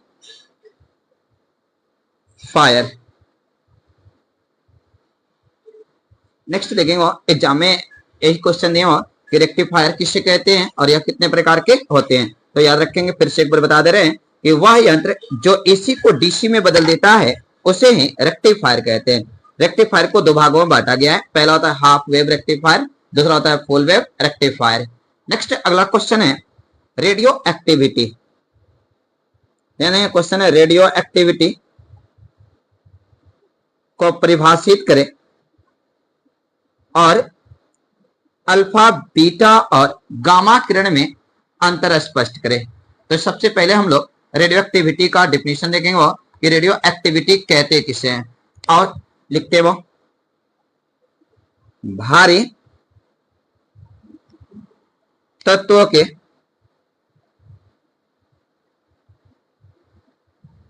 नाभिक,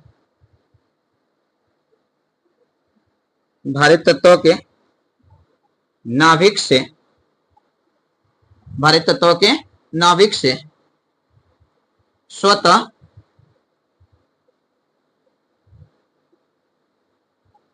ही अल्फा बीटा और गामा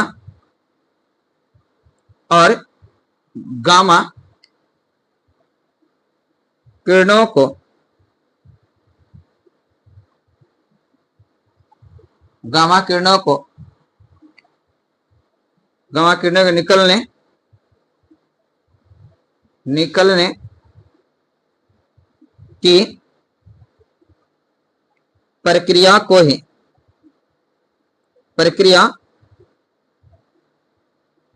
ही रेडियो एक्टिविटी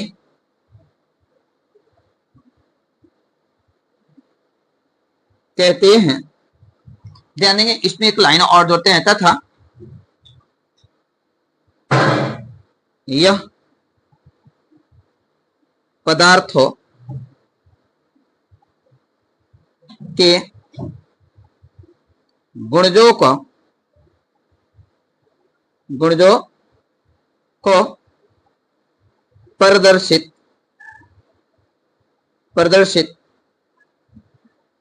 करता है। आइए इसका कुछ एग्जांपल देखते हैं। एग्जांपल में पहला देखें वो एग्जांपल जैसे एग्जांपल में ले लो रेडियम। रेडियम जो है पहला एग्जांपल हो गया। दूसरा देख सकते हैं वो प्लोनियम,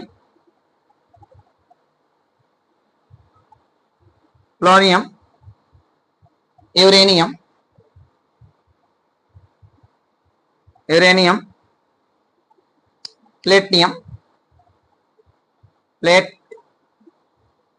प्लेटिनियम, एटीसी, ये सब रेडियो एक्टिविटी पे काम करती है। अब कह रहे हो कि अल्फा बीटा और गामा किरणें में अंतर स्पष्ट करें। इस भी क्वेश्चन है वो, ये लॉन्ग क्वेश्चन है कि रेडियो एक्टिविटी को परिभाषित करें, अल्फा बीटा और गामा किरण में अंतर स्पष्ट करें। आइए वो इसका हम डिफरेंट देखते हैं। अल्फा बीटा और गामा को अंतर हम लोग देखेंगे। पहले इसको तीन भागों में बांट देंगे। पहला लेंगे वो अल्फा, दूसरा लेंगे बीटा और तीसरा क्या हो जाएगा गामा। अंतर इसका पहले देखेंगे वो कि अल्फा में कौन कौन से लेंगे। अल्फा किरण या कण भी कहा जा सकता है, बीटा किरण या कण या गामा किरण या कण भी कहा जा सकता है। आइए इसमें पहला डिफरेंट देखेंगे, एक एक सबका देखते हैं। पहले कि यह हीलियम, हीलियम का संकेत याद करो क्या होता है He, प्लस प्लस है यानी वो इस पर आयन की संख्या कितने हैं 2। बीटा में देखेंगे वो यह त्रियुगामी, यह त्रियुगामी इलेक्ट्रॉन, इलेक्ट्रॉन का संकेत क्या होता है E, इलेक्ट्रॉन कैसा होता है निगेटिव, यह त्रियुगामी इलेक्ट्रॉन है। इसमें देखते हो गामा में देखें देखो यह विद्युत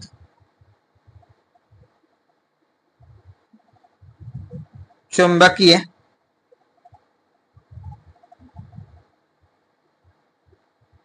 चुंबकीय विकिरण है, किरण है। आइए एक बार और देखते हो, यह हीलियम He प्लस प्लस है, यह त्रिगामी इलेक्ट्रॉन है और यह विद्युत चुंबकीय विकिरण है। एक एक अंतर हो गया। दूसरा देखेंगे अब ये 2 नंबर जो देखेंगे वो यह धनावेशित होता है और यह पॉजिटिव होता है। अब जैसी बात है वो कि जब अल्फा पॉजिटिव तो बीटा क्या हो जाएगा नेगेटिव। अंतर का मतलब होता है अपोजिट होना चाहिए, यानी वो यह नेगेटिव होता है। ऐसे भी आप लोग जानते हैं इलेक्ट्रॉन्स नेगेटिव होता है। और ये कैसा हो जाएगा वो तो यह उदासीन न्यूट्रल हो जाएगा, यह उदासीन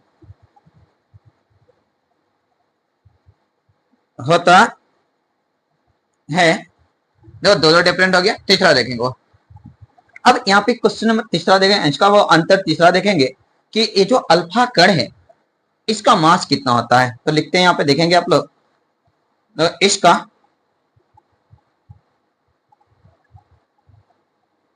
द्रव्यमान, इसका द्रव्यमान प्रोटॉन के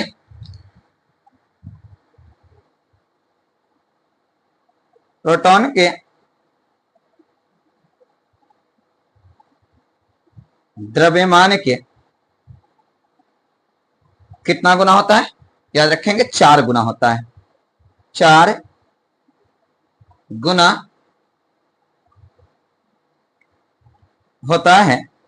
और इसका द्रव्यमान यानी अल्फा कण का जो मास होता है ना वो प्रोटॉन्स के मास के 4 गुना होता है। इसका देखते हैं मास कितना होता है। इसका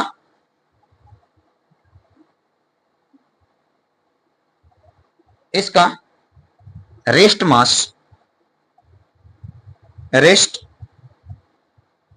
मास इलेक्ट्रॉन के मास के बराबर होता है। देखो इसका रेस्ट मास इलेक्ट्रॉन के मास के बराबर होता है, नहीं इलेक्ट्रॉन के मास के बराबर होता है। और इसका रेस्ट मास जो होता है ना वो 0 होता है। इसका रेस्ट मास 0 होता है। 3 हो गया।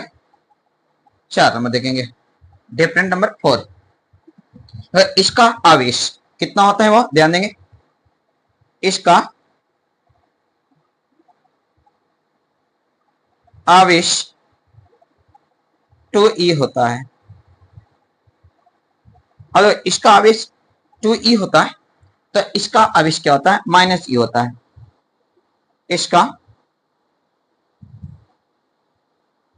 आवेश -e यानी इलेक्ट्रॉन्स कैसा होता है नेगेटिव। अब ये तो 2 क्लियर हो गया कि इसका आवेश +2e होता है, इसका आवेश -e होता है। तो इसका आवेश बताएंगे क्या होता है 0 होता है। वो इसका आवेश 0 होता है। अब चलिए अगला देखते हैं, अंतर अगला देखेंगे जब इलेक्ट्रॉन, 5 नंबर देखेंगे वो,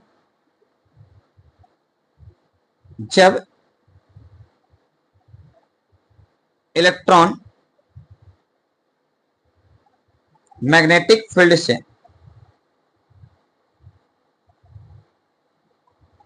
मैग्नेटिक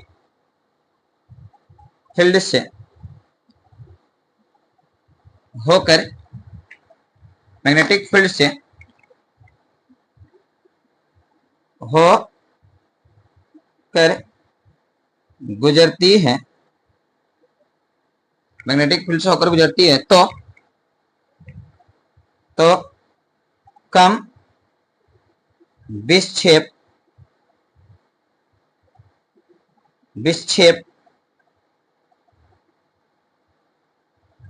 उत्पन्न होता है। देखो कह रहे जब भी इलेक्ट्रॉन मैग्नेटिक फील्ड से होकर गुजरेगी तो कम विक्षेप उत्पन्न होगा, बनाएंगे ई। जब इसमें देखेंगे सेम वही है, बस इसमें कम तो इसमें अधिक हो जाएगा। जब इलेक्ट्रॉन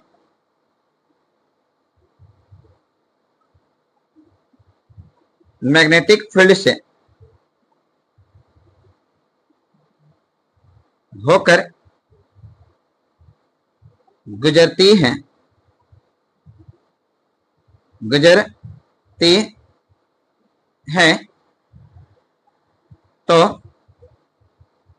तो अधिक विक्षेप उत्पन्न होता है। इसमें बताओ जब इलेक्ट्रॉन इलेक्ट्रिक फील्ड से होकर गुजरती है तब कोई विक्षेप उत्पन्न नहीं होता है। जब इलेक्ट्रॉन मैग्नेटिक फील्ड से होकर गुजरती है तो कोई विक्षेप उत्पन्न नहीं होता है, कोई विक्षेप उत्पन्न नहीं होता है। एक एक और इसमें देख सकते हो। अच्छा बोलो जिसका कम विक्षेप उत्पन्न होता है वह क्या होता है, हल्का होगा कि भारी होगा। तो याद रखें अल्फा कण ना भारी होता है। एक एक अंतर और देख लेते हैं यहाँ पे कि अल्फा कण भारी होता है। तो याद रखें जब अल्फा कण भारी होता है तो बीटा कण क्या होगा, हल्का। बीटा कण हल्का होता है। लास्ट वो देखेंगे ये क्या होता है कि यह उदासीन होता है, यह उदासीन होता है।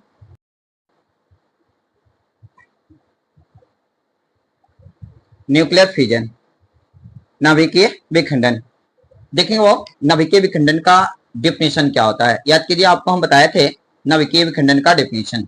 चलिए तो हम लिख देते हैं, आप लोग ध्यान देंगे और ये याद करेंगे। एक बात आप लोग सब लोग ध्यान से सुनेंगे। यदि आप इसकी तैयारी कर लेते हैं तो 99% गारंटी है कि फाइनली एग्जाम में 2025 में जो आप सभी एग्जाम देंगे, बड़ा फिजिक्स के जितने भी क्वेश्चन बता रहे हैं, अगर आप उसकी तैयारी कर लेते हैं तो आपका एक भी नहीं छूटेगा। 99% की गारंटी है। तो आप सभी मेरे वीडियो को देखेंगे और अच्छा लगे तो लाइक और सब्सक्राइब जरूर कर देना है मेरे प्यारे बच्चों।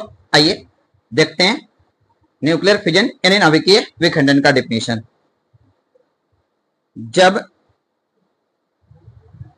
जब हम किसी भारी धातु के नाभिक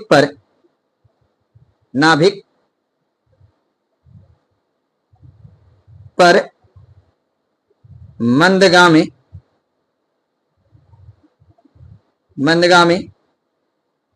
न्यूट्रॉन की बमबारी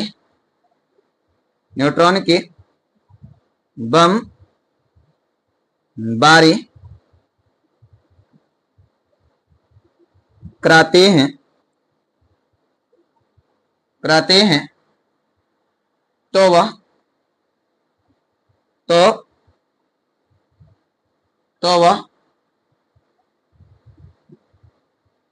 लगभग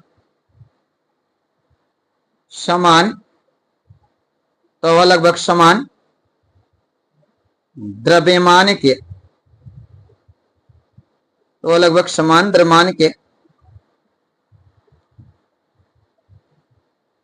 दो हल्के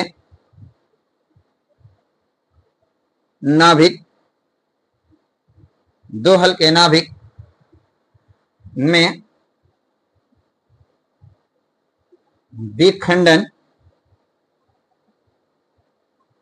विखंडन हो जाता है, दो हल्के नाभिक में विखंडन हो जाता है और इस प्रक्रिया के दौरान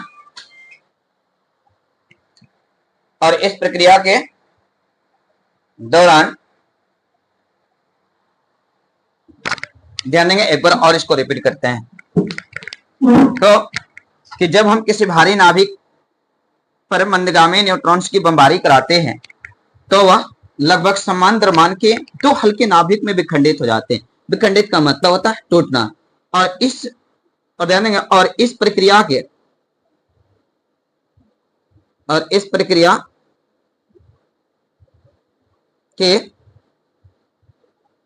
दौरान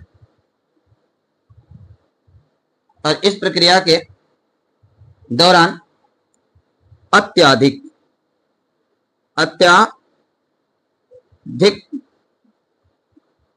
मात्रा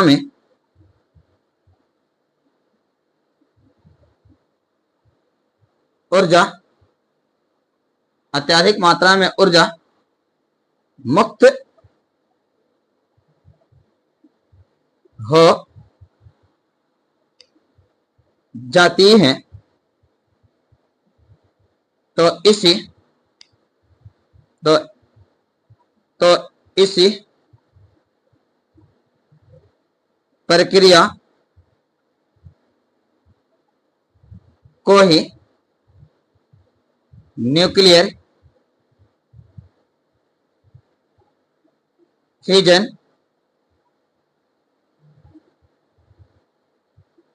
कहते हैं। आइए एक इसका इक्वेशन बताते हैं, इक्वेशन को देखते हैं। अरे प्रयोग से यह पाया जाता है कि ध्यान देंगे, प्रयोग से पाया जाता है कि प्राप्त होने वाले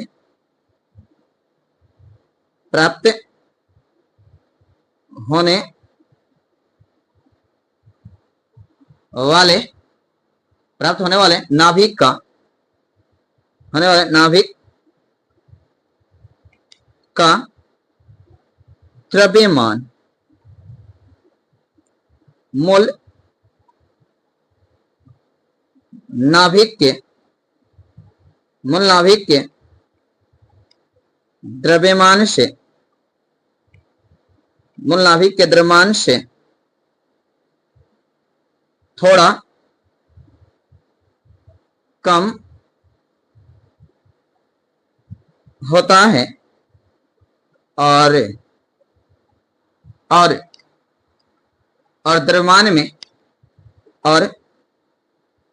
द्रव्यमान में यही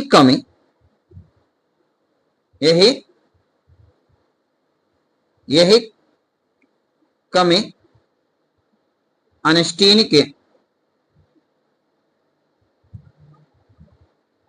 अनुसार, आप लोग नाम सुने होंगे अल्बर्ट आइंस्टीन के अनुसार ऊर्जा में कन्वर्ट यानी बदल जाती है, कन्वर्ट हो जाती है। चलिए एक एटम्स को तोड़ते हैं। याद कीजिए यूरेनियम, यूरेनियम की परमाणु संख्या कितनी होती है, तो बताएगा। यूरेनियम, यूरेनियम की परमाणु संख्या याद करेंगे 92 होता है। संकेत होता है यू, द्रव्यमान संख्या होता है 200, देखो वो कितना है 35। अब इसको खंडित करना है, तोड़ना है। तोड़ेंगे वो N01, तोड़ेंगे वो, एरो का सिंबल लगा देते हैं। इसको तोड़ो दो भागों में, तो टूटेगा तो क्या क्या बनाएगा, पहले एक खंडित करेंगे ना, तो ए पहले बनाएगा बेरियम, बेरियम की परमाणु संख्या 56, द्रव्यमान संख्या कितना लेंगे वो 141। चलो एक और बताइए। अब यहां से स्पष्ट हो गया कि 92 में से 56 घट जाएगा, कितना बचेगा 36, और 36 किसकी परमाणु संख्या, क्रिप्टन की यार। यहाँ पर जाएगा 36 और यहाँ पर जाएगा 92। अब तो टूटने के बाद कितना ऊर्जा मुक्त होती है, 3N01 प्लस, प्लस में देखो वो क्या लिखेंगे 204 MeV मेगा वोल्ट। ये था वो आपका न्यूक्लियर फ्यूजन तोड़ने के बाद। नेक्स्ट अगला क्या वो न्यूक्लियर फ्यूजन, नाभिकीय संलयन। एक में तोड़ते हैं, दूसरे में क्या करते हैं, जोड़ते हैं। देखेंगे न्यूक्लियर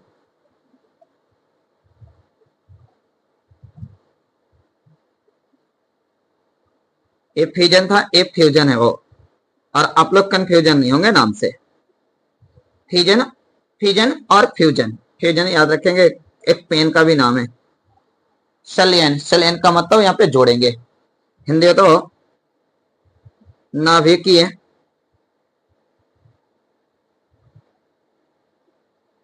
संलयन, संलयन। चलो वह देखते हैं डिफरेंट, वह नाभिकीय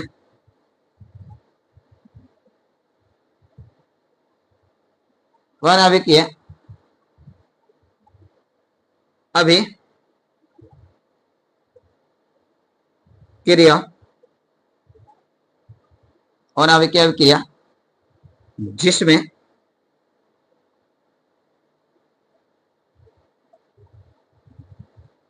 काफी हाई टेम्परेचर और लो प्रेशर और लो प्रेशर पर दो हल्के नाभिक, दो हल्के नाभिक को जोड़कर, दो हल्के नाभिक को जोड़कर एक भारी नाभिक का निर्माण करता है, उसे ही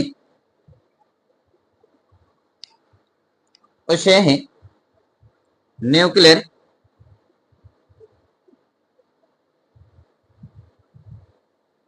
फ्यूजन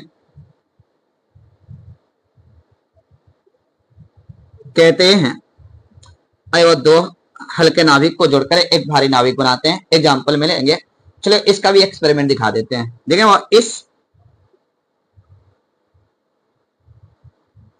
इस प्रक्रिया में, इस प्रक्रिया में यह पाया जाता है कि, इस प्रक्रिया में यह पाया जाता है कि प्राप्त प्राप्त होने वाले नाभिक का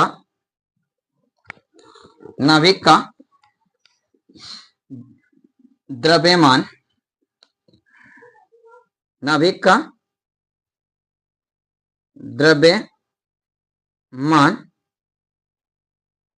मूल नाभिक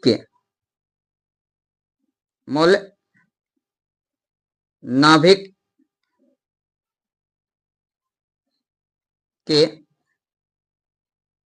द्रव्यमान से थोड़ा कम होता है और द्रव्यमान में यही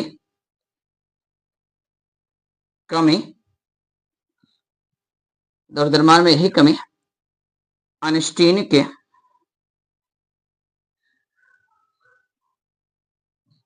अनुसार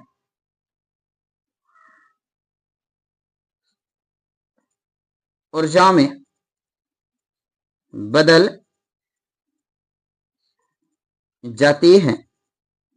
चलिए एक नाभिक को तोड़ते हैं, तोड़कर जोड़ना है, इसमें जोड़ने का काम करेंगे। याद करो H किसका संकेत है? हाइड्रोजन। परमाणु संख्या 1, परमाणु संख्या 2 लेते हैं। एक और हाइड्रोजन को जोड़ो, H1 2, H प्लस H 2 को जोड़ो तो परमाणु संख्या 1 1 2 कितना आ जाएगा? यहाँ पे 2 किसकी परमाणु संख्या? हीलियम 2 और इसका द्रव्यमान कितना? 4। कितने एनर्जी को मुक्त करेगा? तो यहाँ पे देखो 24 MeV मेगावाट। तो फाइनली एग्जाम में कभी कभी ना वो इन दोनों का डिफरेंट पूछता है, तो आइए देखते हैं इसका डिफरेंट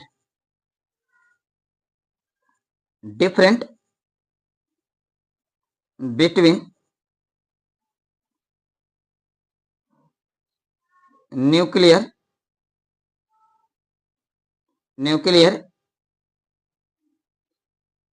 fission and nuclear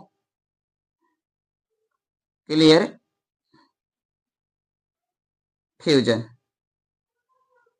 इसको पहले आप क्या करेंगे? फाइनली 2 भागों में बांटेंगे, एक नाभिकीय विखंडन में और एक याद करो किसमें? नाभिकीय संलयन में। और दोनों में आप अंतर स्पष्ट कर सकते हैं। याद कीजिए हम ये आपको अंतर बताए थे कि नाभिकीय विखंडन और नाभिकीय संलयन में क्या अंतर है, आप सभी को याद होगा। चलिए सबसे पहले हम इसको 2 भागों में बांटते हैं। देखेंगे वो डिफरेंट कर दिए, इसमें एक कर दिया न्यूक्लियर फ्यूजन यानी नाभिकीय विखंडन, इधर कर दिया न्यूक्लियर फ्यूजन नाभिकीय संलयन। इसमें पहला डिफरेंट देखते हैं। पहला डिफरेंट ये बताओ कि नाभिकीय विखंडन में कम ऊर्जा मुक्त होती है। नाभिकीय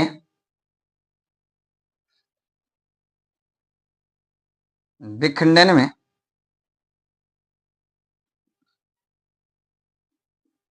कम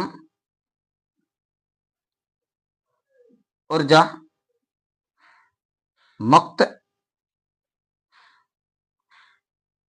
होती है। अब जैसे बात है इसमें कम होगी तो इसमें क्या होगा? अधिक। नाभिकीय संलयन में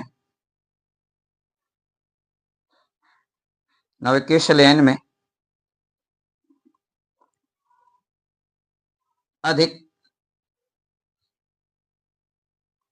ऊर्जा मुक्त होती है। अगला देखें वो कहता है इस क्रिया में नए तरह का तत्व उत्पन्न नहीं होते हैं, लेकिन इसमें जोड़ने से नए तरह के तत्व उत्पन्न होते हैं। देखो इस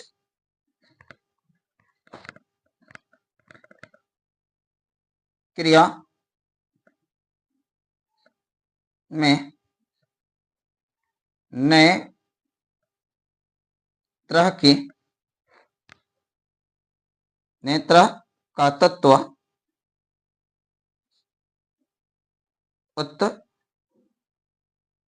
उत्पन्न नहीं होते हैं। जब इसमें नहीं होते तो इसमें उत्पन्न होते हैं। तो इस क्रिया में नए तरह का तत्व उत्पन्न होता है, क्योंकि इसमें जोड़कर नया बनाया तो इसमें तोड़ा जाता है। अगला देखेंगे, एक एक और एग्जांपल लेते हैं। वो इस क्रिया में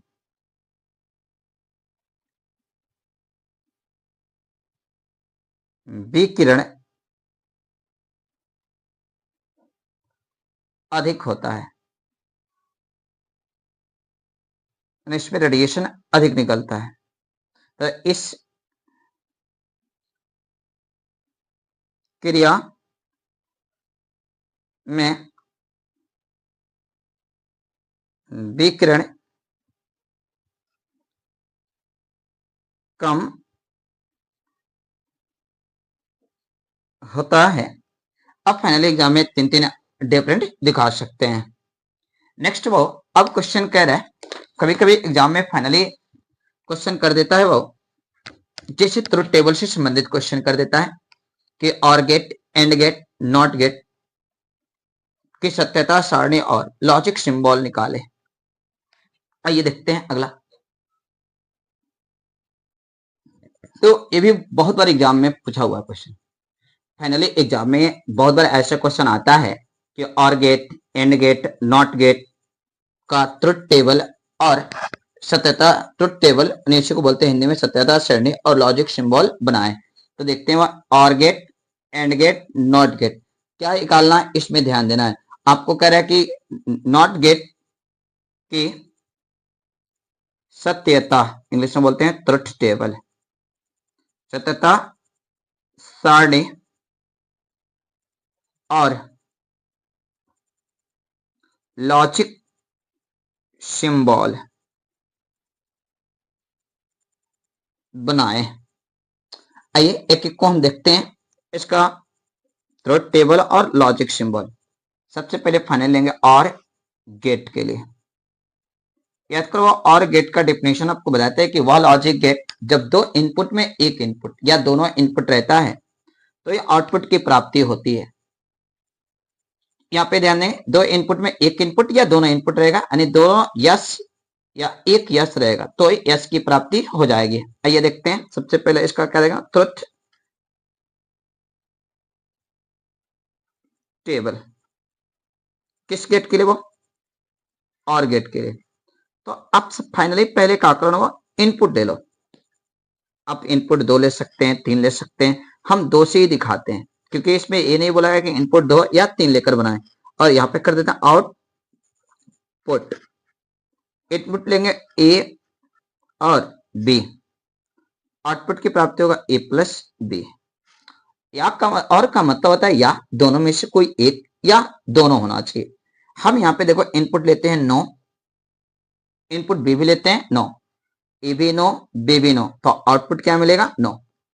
इनपुट 1 को यस, बी को करते हैं 9, तो देखो दोनों में से कोई एक यानी एक है, यहाँ पे मिलेगा यस। 9 यस यस और दोनों यस यस, तो ये क्या हो जाएगा यस। अब कह रहा है कि इसका लॉजिक सिंबल बनाए, कि इसका फाइनली लॉजिक सिंबल क्या होता है। तो ये लॉजिक सिंबल देखते हैं। लॉजिक सिंबल हम आपको बताए थे कि लॉजिक सिंबल जो होता है ना, वो चांद की 1/4 होता है, ऐसे बताए थे। लॉजिक सिंबल बना देंगे वो ए बी, आउटपुट इधर ले लेंगे, आउटपुट मिलेगा ए प्लस बी। वन पुट कर दे, 9 9 9 yes 9 yes 9 yes yes yes yes yes मिलेगा। ये तो बहुत आपको और गेट का हो गया। अब किसका देखेंगे? एंड का। एंड का मतलब होता है और, हिंदी में इसको और कहते हैं। जब तक दोनों यस नहीं होगा तब तक आपको यस की प्राप्ति नहीं होगी। अगर दो इनपुट रहे तो दोनों, तीन रहे तो तीनों यस होना चाहिए। अगर एक नहीं रहेगा यानी तीन में से कोई एक भी यस की नहीं होगा तो वहां पे नो की प्राप्ति हो जाएगी। आइए सबसे पहले इसका देखेंगे ट्रुथ टेबल बने वो। इसमें पहले लेंगे इनपुट, इधर कर देंगे आउटपुट। इनपुट में वो दो इनपुट लेंगे, एक लेंगे ए, दूसरा क्या हो जाएगा बी। आउटपुट का इक्वेशन आपको याद है, ए डॉट बी। देखो नो नो, याद करो क्या मिलेगा? नो।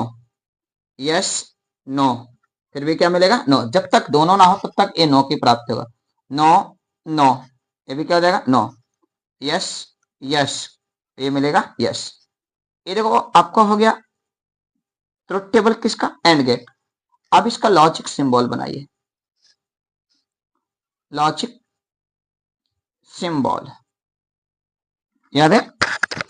लॉजिक सिंबल आपको हम बताए थे, कैसे बताए थे? हाफ चांद, इनपुट आउटपुट। इनपुट दो है ए बी, आउटपुट का इक्वेशन याद करो, y बराबर ए डॉट बी। मानेगा no no no, yes no no no, yes no, yes yes, क्या मिलेगा? यस। एक और कह रहा है, और कौन सा गेट भाव? 3 नंबर में कह रहे हैं नॉट गेट। नॉट का मतलब होता है नहीं। नहीं, आप अर्थ स्पष्ट कर देंगे, जब यस रहेगा तो नो मिलेगा, नो रहेगा तो यस मिलेगा। सबसे पहले इसका ट्रुथ टेबल देखेंगे।